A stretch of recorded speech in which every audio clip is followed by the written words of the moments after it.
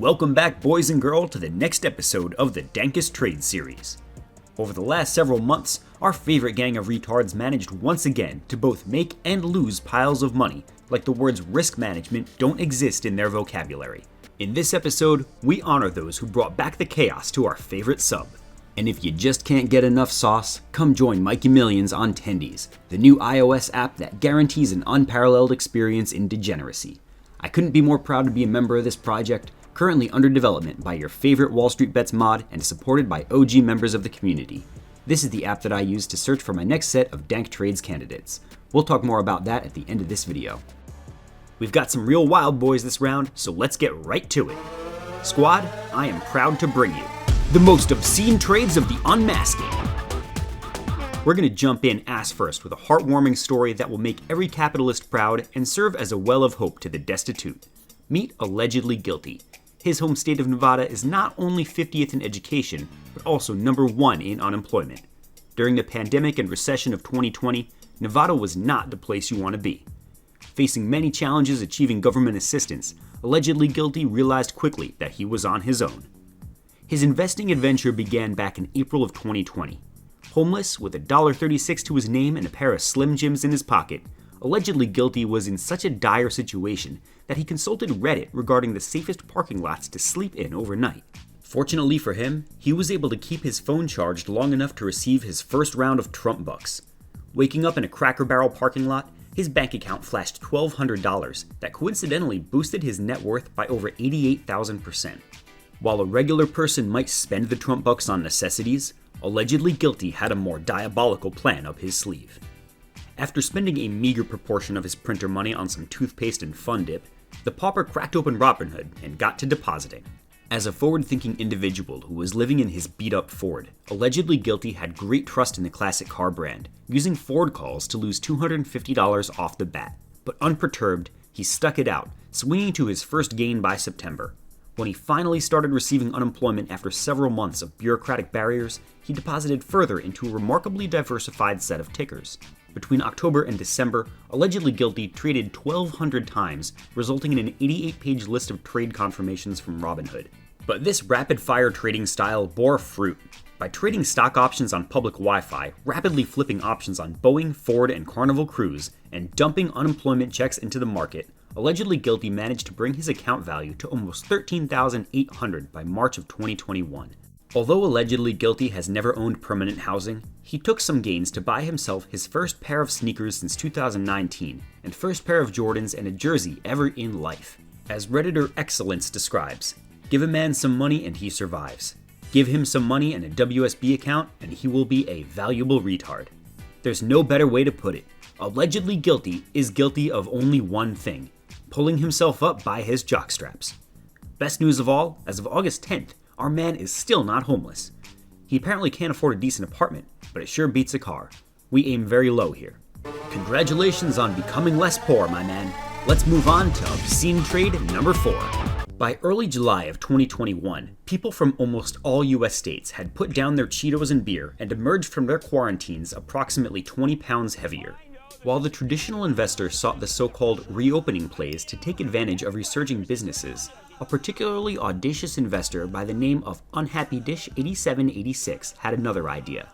He believed that Americans who grew fat during lockdown would need new jeans of a larger size, and thus would have spent the early summer purchasing new pants. Unhappy Dish expected that as a result of this purchase spree, Levi's specifically would have a blowout quarter, fueled entirely by new land whales buying new pants. This extremely specific play seemed like a Mensa level of analysis, at least to Unhappy Dish. So he did what a man's gotta do, and dropped his entire $46,000 portfolio, plus the use of margin, on 1,978 Levi calls at various strikes between 30 and 36, because you gotta stay diversified. At the time of his purchase, Levi was trading for about $27, and Homeboy's lowest strike was right at Levi's all-time high. But to Unhappy Dish, this was no obstacle. He eagerly awaited earnings on July 8th. To the bad man's pleasure, Levi's did indeed announce a pants-ripping quarter with unexpectedly thick earnings. The philosopher's analysis was actually spot on, with the company announcing a new cycle of denim, aka bigger pants, flying off the shelves. But Unhappy Dish's smug look got wiped off his face real quick when Levi's shit its pants at market open. Rather than rocket up on the news, Levi's actually dropped over $1. Since the market is forward-looking, analysts agreed that everyone was already done buying their new pants, so there was no impetus for the company to perform any better next quarter. Ivy Crush set in immediately, and by market close, Unhappy Dish was looking at more than a 100% loss.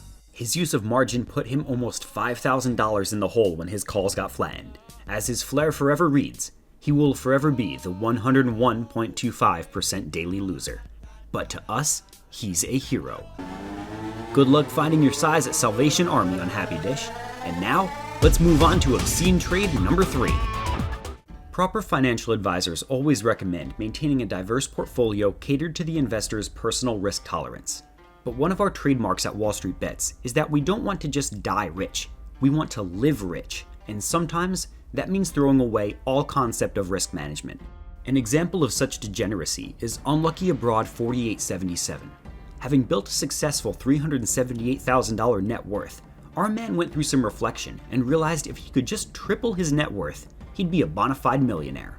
$1 million is much better than $378,000, so Unlucky sought to get lucky. With no interest in diversification, our hero threw his entire life savings into calls on a stock he connected with personally, the Oriental version of Amazon, Alibaba. Although the madman provided very little context to his trade, we can assess based on his screenshots that he purchased in-the-money calls on Alibaba just before Chinese holiday Cinco de Mayo. At the time of purchase, Alibaba was trading for about $220. Unlucky appears to have put all $378,000 into calls expiring 8 months later at the $200 strike. Although Alibaba had been drifting lower for the previous 3 months, the big shot was confident that the time for a reversal was now. Surely, Jack Ma and Winnie the Pooh would reconcile their differences and restore Alibaba to its glory in honor of the great CCP. But it would not be so. Every single day since that fateful morning in May, Unlucky's portfolio has sported the blood-red garland of the Communist Party. China's crackdown on big tech has pummeled tech giants like Tencent and Alibaba, to the point where Chinese billionaire and Alibaba CEO Jack Ma was literally presumed dead, just like Unlucky's calls.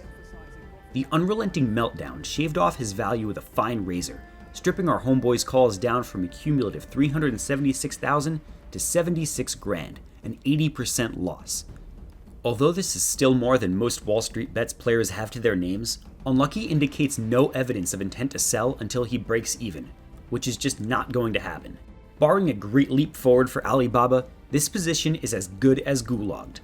Unlucky is clearly being a drama queen about his life being over, and I encourage him to look on the bright side. A $300,000 loss is precisely 100 years of tax write-offs. Interestingly, the Chinese Communist Party is precisely 100 years old. Coincidence? You decide. F in chat for our unfortunate son. We're moving on to Obscene Trade number 2. Among the most popular strategies of mid-2021 was to play the reopening. As states came out of lockdown, many industries stood to benefit. Among them was perhaps the most obvious, the transportation industry.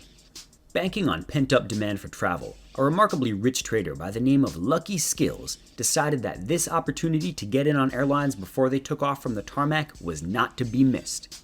He reasoned that the market would love to see people paying for their carry-ons once again, and surely the airline industry would reapproach the clouds. Wild Boy determined that American Airlines, literally the worst airline in the US, would stand to benefit the most from reopening. Apparently he thought hedge funds were manipulating American Airlines down, and they would soon be forced to relent. No other explanation was possible for a debt-laden airline stock to go down during a global pandemic. Based on this extensive DD, Skills threw $250,000 each into American Airlines shares and calls, with varying strikes as high as $30. That's right where the stock was in 2019 before it lost a few $billion in 2020. When he bought his position in the middle of June, American Airlines was trading in the mid-20s and appeared intent on testing new highs. This looked like a winning bet, but unfortunately for Flyboy, the Greek alphabet got to work and unleashed COVID's Delta variant, threatening to ground all aircraft once again. As investors got the jitters, the entire airline industry began steadily dropping altitude, dragging Homie's account down with it. But such a lockdown had not come to pass by July. Although his calls were rapidly losing value, Skills determined that the stock was being manipulated down by shadowy forces once again. No other explanation made sense. With undeserved confidence, Lucky made a fatal mistake. He sold all of his shares and dumped the cash into more calls expiring in mid-August. His Reddit posts and comments become gradually more deranged as American Airlines continued its descent into the low 20s. At no point did he believe American Airlines could go down without manipulation. And he believed it until the last minute, when his final call option crashed and burned, expiring totally worthless. $500,000 was gone. And Lucky Skills, who had neither luck nor skills, prepared to declare bankruptcy. Pro tip, guys, there are no hedge funds out to get you. If you have lost money every single day between June and August, put your money into a high-yield savings account instead. You are not good at things. But if you're going to lose money, make sure to post it so at least you can get that sweet karma. Congratulations on the upvotes, Lucky. And now the moment we've waited for, the most obscene trade of the unmasking. My friends, we all start off as noobs. We all make mistakes. We learn our lesson. And one of the lessons is, you can't mix your politics with your trades. You don't like Trump? Don't buy puts on SPY thinking you'll piss him off. He doesn't even know who you are. You don't like iPhones? You should buy shares of Apple anyway. You believe Bill Gates created COVID-19 using 5G technology to distract the public from the deep state subterranean child trafficking rings, election rigging, and weather manipulation experiments? Please don't trade stocks at all. Our most obscene trader introduces us to the inevitable result of using conspiracy theories as a basis for options trading. I offer you 123, 1234, 12345, a man who wraps his whole body in tinfoil on the daily. A longtime follower of QAnon, Mr. 123 spent countless hours chasing the breadcrumbs to make sense of a complicated reality. His post history indicates a demented worldview in which unspecified deep state Zionists plus George Soros seek to control the masses using exotic methods of mind control and social engineering.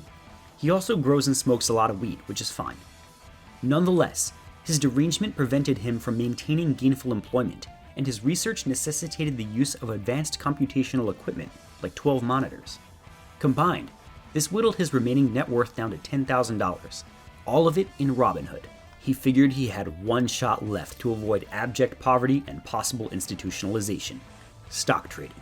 While the mad scientist's machinations stretched to many topics, his area of greatest concern was the indisputable evidence of large-scale child trafficking in bunkers under New York City's Central Park and on Disney's totally real Epstein Island. As evidence, he referenced a 6-month-old clip of a police search mission on Disney's Discovery Island, where there is an abandoned room and an unconnected metal grate, which he believed was incontrovertible proof that the island was being used as a secret prison. And the evidence was all over YouTube, well outside of the deep state's reach. Mr. 123 was convinced, based on this peer-reviewed research, that the whole conspiracy would blow up on March 19, 2021 specifically, and the impetus that brings down the whole house would be the revelation of child trafficking in Disney's Magic Kingdom. On March 18th, Mr. 123 decided to take advantage of this implosion financially. Knowing with certainty that the following day would elicit the obliteration of the House of Mouse, the madman decided to drop his entire portfolio on puts expiring in the next 24 hours. He targeted the mouse with his bearish bet, of course, but believed this shock would trigger the dominoes and bring the entire nation down to its knees. Based on this extensive DD, Mr. 123 dropped his whole account into puts on Disney, Apple, Google, and Facebook, the mortal enemies of the Q Armada. Then he appropriately placed trades on anything with a Q in it, so QQQ, SQQ, and TQQ. Other than the 530 SQQ puts that I think he accidentally bought just because he likes Qs, everything else was aggressively bearish. How aggressive? Well, you know those circuit breakers that prevent the stock market from dropping more than 20% in a single day? Well, this rising statistician decided to place his bets between 16 and 68% out of the money, expiring tomorrow. Mathematically, his bet was so bearish that most of his puts had precisely zero prospect of turning a profit, and the ones that theoretically could would only print if on that Friday the US experienced its worst market crash ever, getting fucked down twice as bad as it did on Black Tuesday, the famous day in October 1929 that predicated the Great Depression. While those might seem like tall odds to the average person, This man of high-altitude IQ maintained a confidence that could not be shaken by mathematical statistics. Facts don't care about your feelings, and the fact was, March 19, 2021 would be a day that would live in infamy.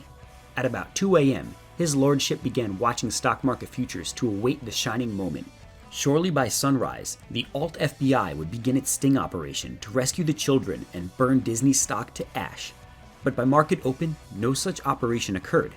At high noon, the children remained in the dark, and by market close, it appeared the operation had been cancelled. That sucks for the imaginary orphans, but more concrete losses permeated elsewhere. Mr. 123's account had fallen apart. His money, all of it, was gone. As is so common among QAnon circles, the conniver believed his timing was simply off, and that one day he would find redemption. Trust the plan. It's all coming together. Months later, Mr. 123 posted his alleged $15 million cryptocurrency portfolio, which showed up out of nowhere. I have my doubts, and this is almost certainly another one of the Q-tard's delusions. Your Majesty, I welcome you to stake your claim to the throne of lunacy, and while you more likely belong on 4chan, we offer you the honorary title of Disabled Prince of Madness in the WallStreetBets Royal Court. Who wants to be king? I hope you guys enjoyed. Now, let's talk about Tendies, the dank new app for iPhone that pumps your WallStreetBets experience into high gear. For disclosure, Tendies is sponsoring this video with a $20 CPM up to 100,000 views, but since I'm part of their social media team, you might see more of me on Tendies later. Tendies takes Reddit's WallStreetBets feed and decks it out for you personally. That means no interruptions from Reddit pushing you to other communities built for pussies, like our investing, or even worse, our dividends. You've got the ability to grab a stock's history right there in the app in the cleanest way I've ever seen by just clicking the ticker mentioned in the post. No need to go off platform. And this will also perform an immediate poll of all WallStreetBets posts related to that ticker. Want to see which stocks are getting the most attention among the degeneracy? Hit the search key and you'll pull the top stocks in crypto with news underneath. Do you want to see how bullish WSB traders are on Smile Direct Club so you know it's time to short it? Punch in the ticker and off you go. Some high caliber DD right there. You can't do that with Control F on the Reddit app. If you're more of the Bloomberg type for some reason, look no further than the tape at the top of your screen for the most active stocks and click to see what WSB savants have to say about them. And do you feel the burning desire to call someone a paper-handed bitch for selling too early? Post and comment right there in the app, seamlessly. And make no mistake, this project is just getting started.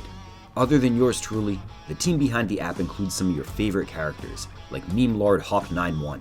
This app was made with WSB and Theta Gang in mind, and reflects the ethos of the WallStreetBets OGs. The ambition is to take this app as far as it can go, and turn it into a full-fledged brokerage to compete with Vlad and his band of jackals at Robinhood. Make no mistakes, boys and girl, we're going places.